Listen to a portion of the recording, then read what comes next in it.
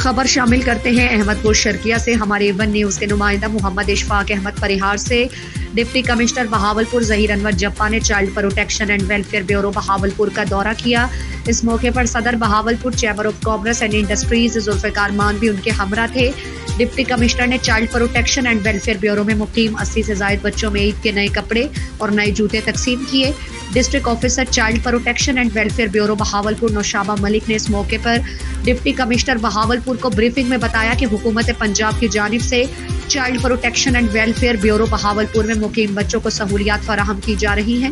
Deputy commissioner Bahawalpur Zaheer Anwar Japa نے اس موقع پر اظہار خیال میں کہا کہ child protection and welfare bureau میں مقیم یہ بے سہارا بچے ہماری ذمہ داری ہیں اور ان کی بہتر نگہداشت کے لیے تمام تر اقدامات بروئے کار لائے جائیں گے۔